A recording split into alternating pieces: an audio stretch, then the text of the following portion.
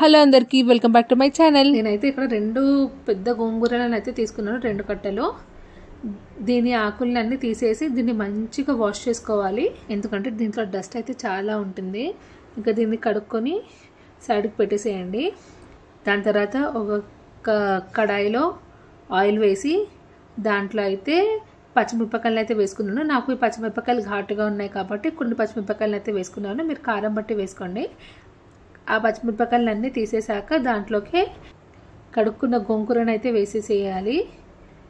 దీన్ని ఆ ఆయిల్లోనే మంచిగా ఫ్రై చేసుకోండి. అదే మొత్తం మనకి పేస్ట్ లాగా అయితే అయిపోతుంది.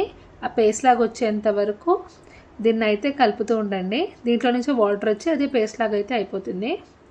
ఈ విధంగా కన్సిస్టెన్సీ వచ్చాక దీన్ని దింపేసుకోండి. ఇది మంచిగా చల్లారాలి. చూస్తున్నారు కదా, మొత్తం పేస్ట్ లాగా అయితే అయిపోయింది. ఆల్రెడీ మనము ఫ్రై చేసేటప్పుడు పేస్ట్ లాగా అయితే అయిపోతుంది. నేనైతే ఇప్పుడు ఒక మిక్సర్ గ్రైండర్లోకి మనము ముందుగా ఫ్రై చేసుకున్న పచ్చిమిరపకాయలను వేసుకోవాలి. దాంట్లోకి సరిపడా ఉప్పునైతే వేసుకోవాలి. ఈ రెండింటిని మిక్సీ పట్టాలి.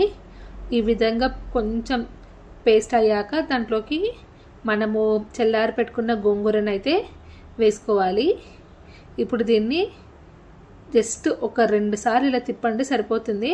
పేస్ట్ లాగా అయితే అయిపోతుంది. చూసారు కదా, ఈ విధంగా కన్సిస్టెన్సీ ఉంటే సరిపోతుంది. ఇప్పుడు దాన్ని పక్కన పెట్టేసి నేనైతే అదే కడాయిలోకి ఆయిల్ అయితే వేసుకోవాలి. ఆయిల్ హీట్ ఎక్కాక అందులోకి ఆవాలు, జీలకర్ర, శనగపప్పు, ఎండుమిరపకాయలను అయితే తుంచి వేసుకోండి. ఇంకా దీంట్లోనే కరివేపాకును అయితే వేసుకోండి. కొంచెం పసుపును కూడా వేసుకోండి. ఇప్పుడు కొంచెం ఇలా కలిపేసి ఇంకా కిందకి దించుకోండి. అందులోకి మనం తయారు చేసిన గోంగూర పచ్చడి ఉంటుంది కదా, దీంట్లోకి తాలింపులోకి వేసేసుకోండి. దీన్ని బాగా కలుపుకోండి. అంతే, గోంగూర పచ్చడి అయితే రెడీ అయిపోతుంది. అసలు ఈ పచ్చడి చాలా ఈజీ, పుల్లగా చాలా బాగుంటుంది. మీరు కూడా ట్రై చేసి మీకు ఎలా వచ్చిందో నాకైతే కామెంట్స్లో పెట్టండి. వీడియో కనుక నచ్చితే తప్పకుండా లైక్ చేయండి, షేర్ చేయండి, సబ్స్క్రైబ్ చేయడం అయితే మర్చిపోకండి. బెల్ నోటిఫికేషన్ ఆన్ చేసుకోండి. అప్పుడు పెట్టే ప్రతి ఒక్క వీడియో మీ వరకు అయితే వస్తుంది. Thank you for watching.